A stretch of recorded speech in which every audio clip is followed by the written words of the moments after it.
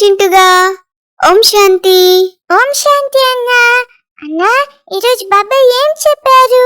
రే చింటూ, బాబా ఏం చెప్తున్నారంటే, మధురమైన పిల్లల్లారా, 21 జన్మలు సదా సుఖంగా ఉండేందుకు ఈ కొద్ది సమయంలో ఆత్మాభిమానులుగా అయ్యే అలవాటు చేసుకోండి. అన్నా, దైవీ రాజధాని స్థాపన చేసేందుకు ప్రతి ఒక్కరికి ఏ ఆసక్తి ఉండాలి? ఏ ఆసక్తి అంటే సర్వీస్ చేయు ఆసక్తి ఉండాలి.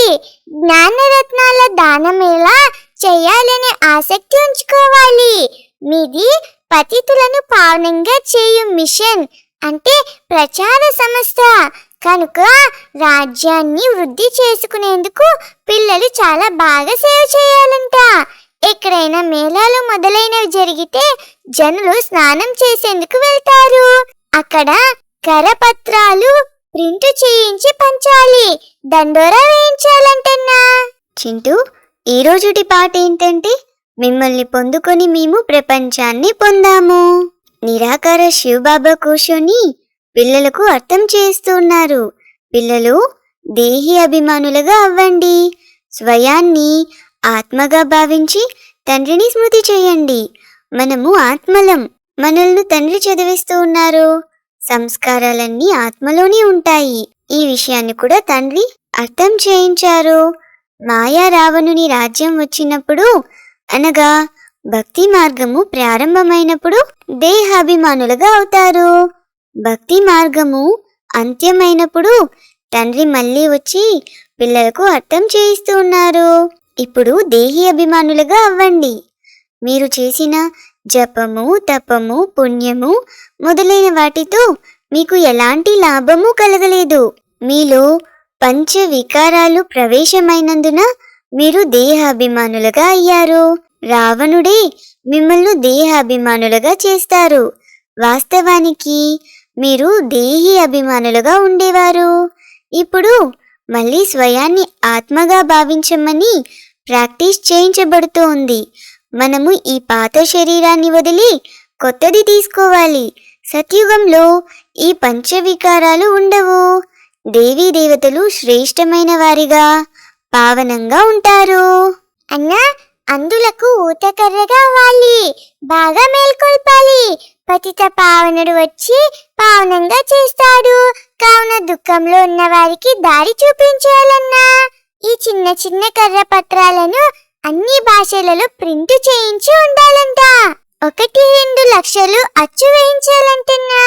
ఎవరి బుద్ధిలో జ్ఞాన నశ ఉంటుందో వారి బుద్ధి బాగా పనిచేస్తుందంట.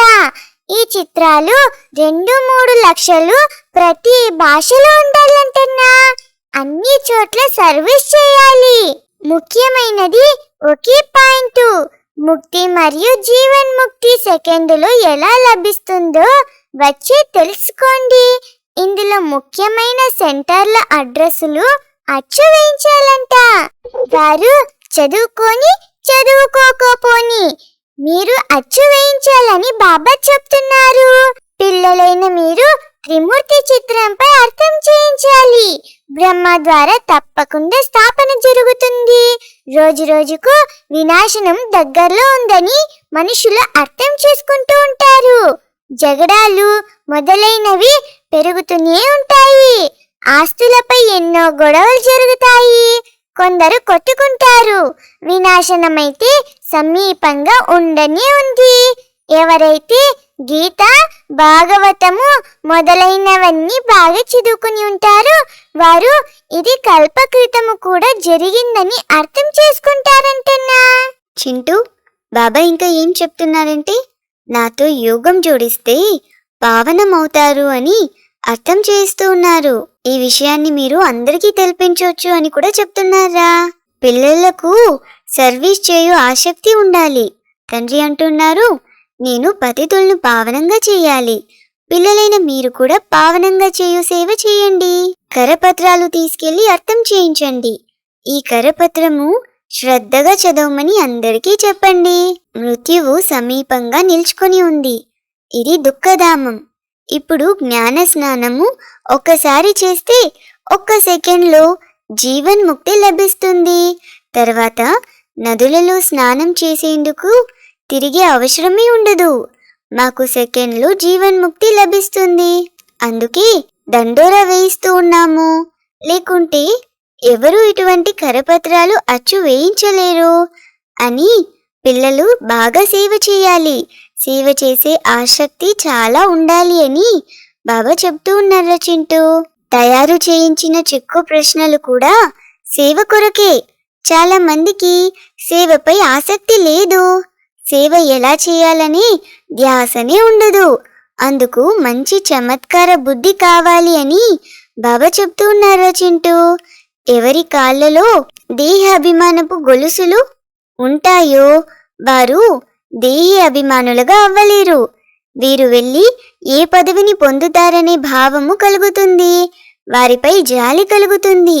అన్ని సెంటర్లలో ఎవరెవరు పురుషార్థంలో చాలా తీవ్రంగా వెళ్తూ ఉన్నారో గమనించబడుతుంది అని బాబా చెప్తూ ఉన్నారు.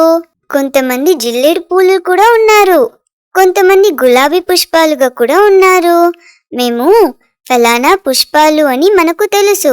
బాబా సేవ చేయకుంటే మనము జిల్లేడు పూలుగా అవుతాము అని అర్థం చేసుకోవాలి.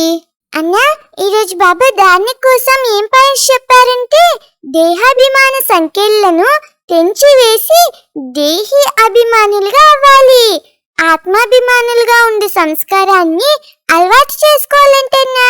సేవ చేయాలనే ఆసక్తి చాలా ఉండాలి. తండ్రి సమానంగా పతితుల నుండి పావనంగా చేయి సేవ చేయాలి. సత్యమైన వజ్రంగా తయారవ్వాలి.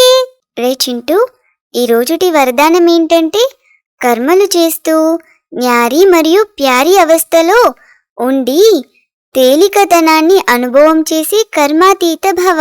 అన్నా, సర్వ ప్రాప్తులతో సదా సంపన్నంగా ఉంటే సదా హర్షితంగా, సదా సుఖంగా మరియు అదృష్టశాలురుగా అవుతారంటన్నా. చింటూ, ఈరోజు ఇంకా మాతేశ్వరి గారి అమూల్యమైన మహావాక్యాలు కూడా ఉన్నాయి. భాగ్యాన్ని తయారు చేసేవారు పరమాత్మ. భాగ్యాన్ని పాడు చేసుకునేవారు స్వయం మనుషులే. మనుష్యాత్మలు భాగ్యాన్ని తయారు చేసుకునేవారెవరో ఇప్పుడు మీకు తెలుసా? భాగ్యాన్ని పాడు చేసేవారెవరు? ఇప్పుడు మన భాగ్యాన్ని తయారు చేసేది పరమాత్మని, పాడు చేసేది కూడా పరమాత్మని అని అనం కదా. భాగ్యాన్ని తయారు చేయవారు తప్పకుండా పరమాత్మని, కానీ పాడు చేసేది స్వయం మనుషులే. అయితే ఇప్పుడు అదృష్టం ఎలా తయారవుతుంది, మళ్ళీ ఎలా దిగజారిపోతుంది, దీని గురించి అర్థం చేయించబడుతుంది. మనుషులు ఎప్పుడైతే స్వయం గురించి తెలుసుకొని పవిత్రంగా అవుతారో అప్పుడు వారు మళ్ళీ పాడైన అదృష్టాన్ని మంచిగా తయారు చేసుకుంటారు. ఎప్పుడైతే మనము పాడైపోయిన భాగ్యము అని అంటున్నామో అప్పుడు ఈ మాట ద్వారా ఎప్పుడో ఏదో ఒక సమయంలో అదృష్టం బాగుండేది, తర్వాత అది చెడిపోయింది అని రుజువవుతుంది.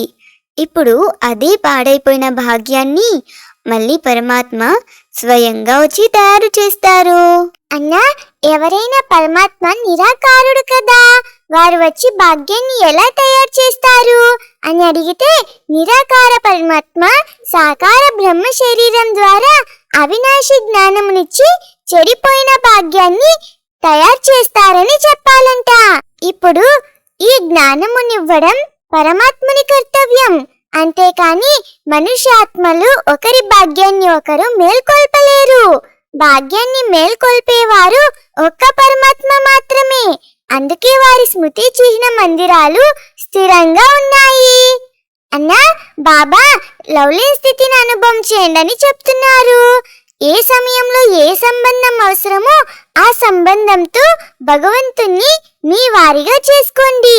మీరు హృదయపూర్వకంగా మీరా బాబా అని అనండి. బాబా మళ్ళీ నా పిల్లలు అని అనాలి. ఈ స్నేహ సాగరంలోని ఇమిడిపోవాలి. ఈ స్నేహము ఛత్రఛాయ చేసి పని చేస్తుంది. ఈ ఛత్రఛాయ లోపలికి మాయా ప్రవేశించదు. సరే అన్నా, ఓం శాంతి. ఫ్రెండ్స్, ఈ రోజు కూడా మురళి డిస్కషన్ విన్నారు కదా. మరి ఈ రోజు మురళిలో బాబా జ్ఞానం కొరకు ఏమేం పాయింట్స్ చెప్పారో వాటన్నిటిని నాకు కామెంట్ బాక్స్ లో ఎక్స్ప్లెయిన్ చేయండి. ఈ వీడియో మీకు నచ్చినట్టయితే మీ ఫ్రెండ్స్ కి షేర్ చేయండి. ఫార్వర్డ్ చేయడంతో పాటు లైక్ చేయటం, సబ్స్క్రైబ్ అవటం మర్చిపోకండి ఫ్రెండ్స్. మీ అందరికీ కూడా అన్నా చింటి గారి తరపున ఓం శాంతి.